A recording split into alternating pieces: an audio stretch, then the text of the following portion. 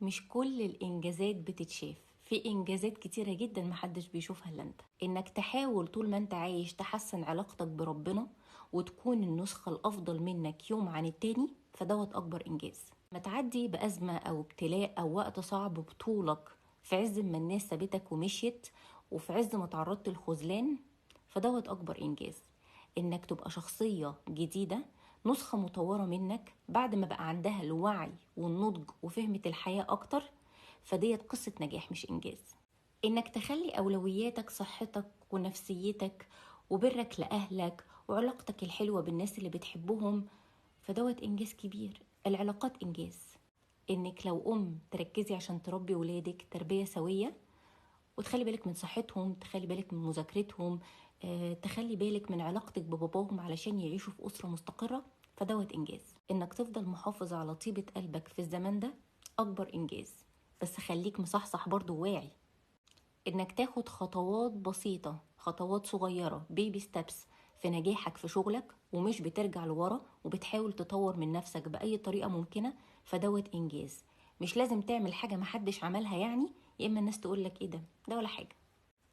انك تبتدي تلعب رياضة في البيت ولو 10 دقايق انجاز. انك تقرأ صفحتين في كتاب هيفيدك انجاز. انك تاخد كورس اونلاين او تنزل علشان تشوف حد من صحابك علشان تدي لنفسك طاقة ايجابية لانك محتاجها، فدوت انجاز.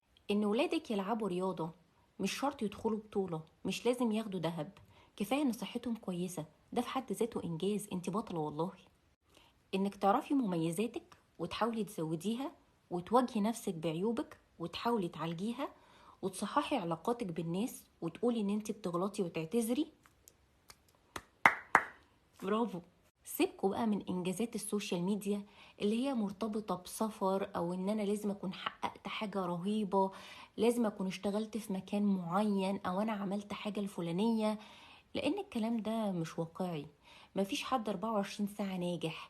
الناس الطبيعية بتقع وبتقوم وبتقوم وبتقع، والناجح عمره ما بيقول على نفسه يا جماعة انا ناجح، الناس هي اللي بتقول عليه ان هو ناجح. فحاولوا ان انتوا تفصلوا شوية علشان ما يلكوش احباط من اللي بتشوفوه على السوشيال ميديا. ايه الخلاصة؟